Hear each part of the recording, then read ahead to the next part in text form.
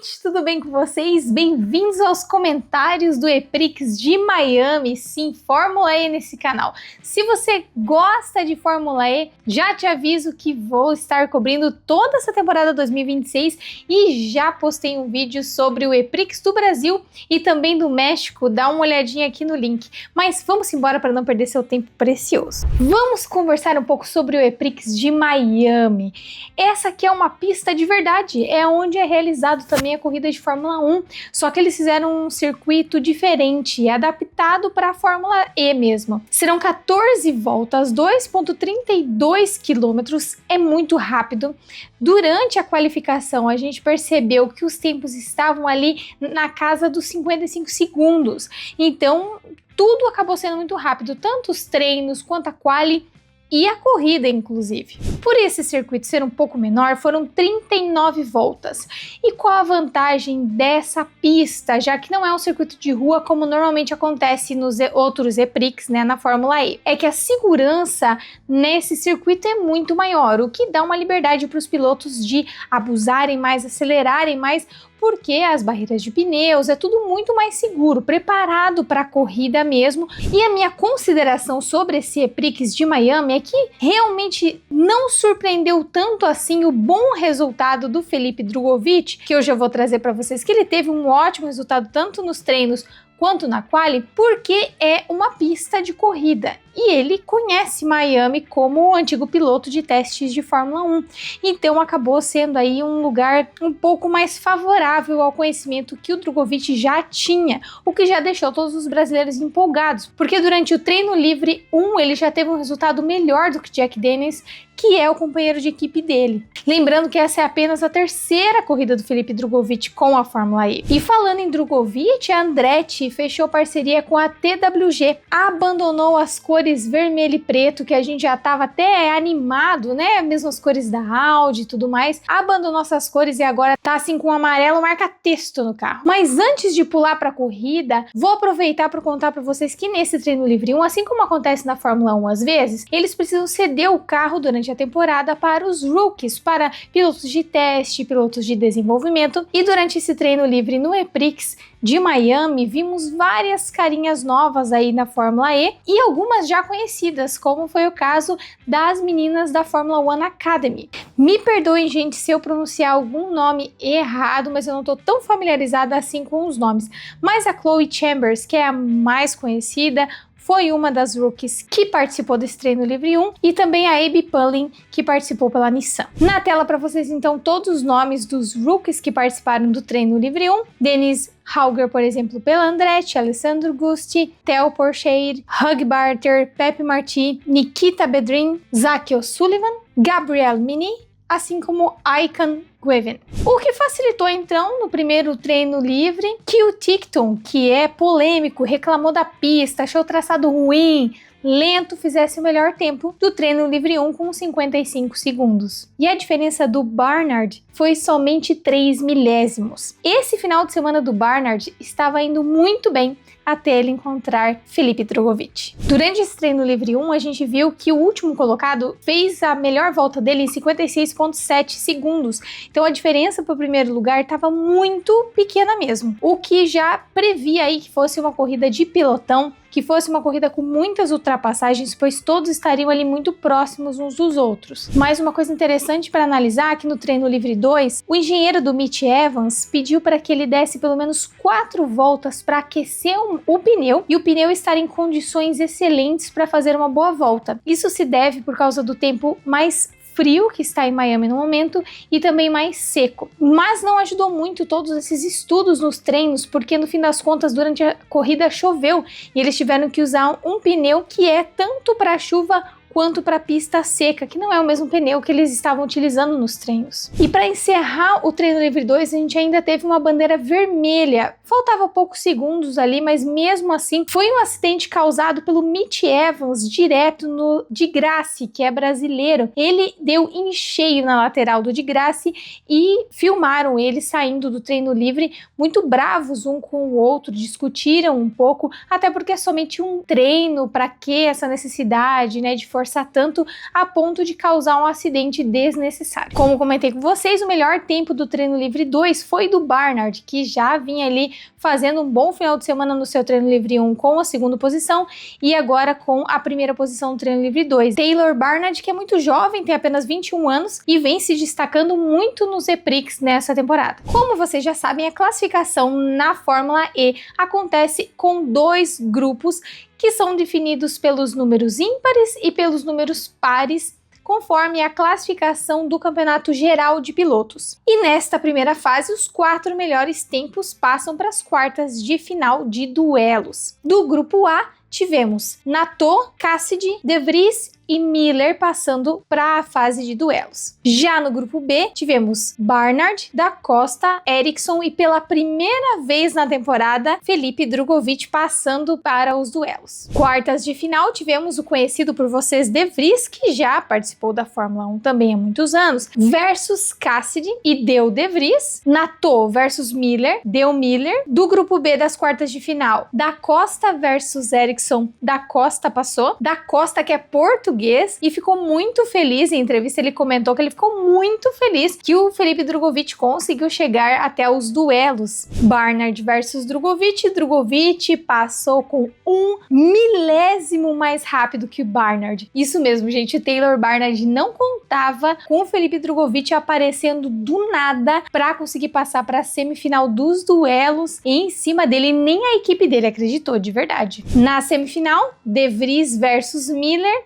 Miller passou. Da Costa e Drugovich, os dois ali que estavam se elogiando nos bastidores, duelando na semifinal pela vaguinha na final, Drugovich passou a final dos duelos. Tava inacreditável, o homem tava voando. Ele mesmo falou no rádio ali que ele teve uma ótima volta final. Então, Miller e Drugovich. Miller, com a sua experiência, foi melhor do que o Drugovich, conseguiu a pole position, mas foi a primeira pole position na carreira do Miller. E Drugovich fez um P2 incrível, se consolidando na equipe da Andretti, mostrando resultado no seu terceiro EPRIX apenas, conseguindo galgar aí um P2, tá muito bom. Claro que a gente gostaria que ele tivesse pego a pole position, mas o Miller também ficamos felizes, afinal de contas, tantos anos na Fórmula E e foi a primeira vez que ele conquistou a sua pole position. Mas como era de se esperar, de graça, se envolvendo de novo em problemas com Buemi, os dois tiveram ali um toque e acabaram sendo punidos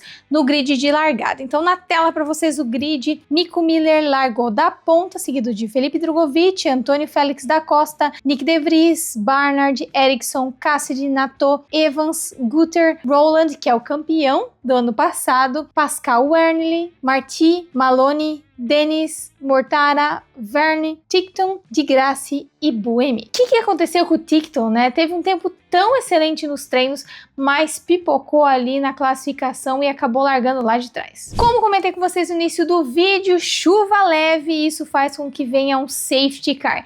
E eles ficaram ali, deram 5 voltas no safety car até que eles parassem para realmente haver a largada da Fórmula E. Mas o que não dá para deixar passar é você deixar esse likezinho aqui embaixo, se inscrever se você não é inscrito e ativar o sino das notificações para não perder nada de Fórmula E. Toda quarta-feira temos o Quarta Marcha. A princípio, nas férias da Fórmula 1, tá ocorrendo maravilhosamente bem aí minha nova programação de notícias da Fórmula 1 e logo, logo teremos vídeos de final de semana de Fórmula 1 também. Porém, Fórmula E, então, estamos na sua terceira etapa e vamos até agosto, até a conclusão da Fórmula E, trazendo bom conteúdo de automobilismo para vocês. Mas não posso deixar de mencionar que na Quarta Marcha também vamos começar a cobrir um pouco mais de endurance, da WEC e outras categorias de automobilismo. Então, se você não acompanha tanta Fórmula 1, nem tanta Fórmula E, mas não deixe de acompanhar o Quarta Marcha e mandar esse canal para outras pessoas que amam o automobilismo para acompanhar notícias deste mundo de auto esporte. Durante o safety car, inclusive nessas 5 voltas que eles deram no início da corrida, Buemi, que estava em último,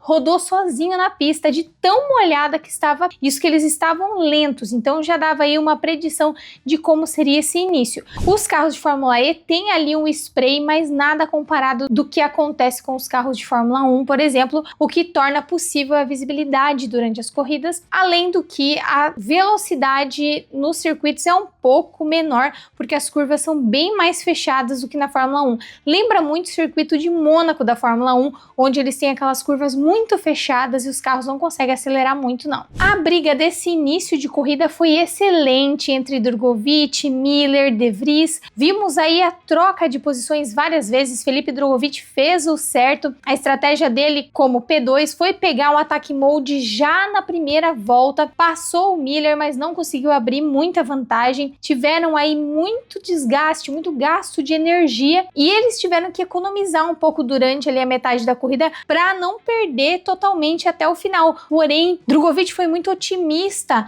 quanto ao freio, né, perdeu o ponto de frenagem, foi em cheio na traseira do Da Costa, que acabou perdendo algumas posições. Da Costa ainda permaneceu na frente, mas Drugovich quebrou a asa dianteira, estava na entrada dos boxes, exatamente na curva de entrada dos boxes isso aconteceu, ele já entrou direto, trocou o bico, mas acabou voltando muito atrás, perdeu a chance de pódio, perdeu a oportunidade de pontuar pela equipe da Andretti. Foi muito triste mesmo, foi um pouco de afobação, foi ali fazer um ataque no momento que não era muito necessário, mas tudo bem, a gente tenta entender a afobação e tudo mais por ele ser um rookie, então foi realmente muito triste ver ele perdendo essa grande oportunidade, decepcionante para quem estava ali torcendo. Se você acompanha o início da corrida, eu tinha certeza que ele poderia estar no pódio, ele estava indo muito bem, a briga estava muito boa, ele estava economizando bateria na hora certa, ele estava pegando ataque mode na hora certa, estava tudo correndo bem até que a caradinha Master veio e infelizmente não deu pro Drugovich dessa vez. E para quem não deu certo também foi pro Tickton, que teve o DNF de novo, ele vai reclamar e muito, eu já tô até esperando o que ele vai falar nessa semana para trazer para vocês no próximo, a quarta marcha. Mas o homem que não é fraco não, o recordista de vitórias na Fórmula E, Mitch Evans, o neozelandês, conseguiu assumir a liderança e abriu quase 2 segundos de diferença para o segundo colocado, o que é uma coisa muito grande no atual momento da Fórmula E, onde todos os carros estão muito próximos uns dos outros. Ele ganhou então recordista de vitórias, ganhou mais uma vez Mitch Evans. E no finalzinho a gente viu todos aqueles ataque modes consecutivos que a galera estava tentando avançar o máximo que pudesse, mas o final da corrida foi o seguinte na tela para vocês. Dobradinha da Porsche, segundo e terceiro colocado, Miller e o Wehrlein. Miller largou em primeiro e conseguiu ainda manter ali, chegar em segundo, manteve um pódio. Em quarta colocação, o Ericsson, depois seguido de De Vries e Mortara, também da mesma equipe. Depois vem Buemi, Da Costa,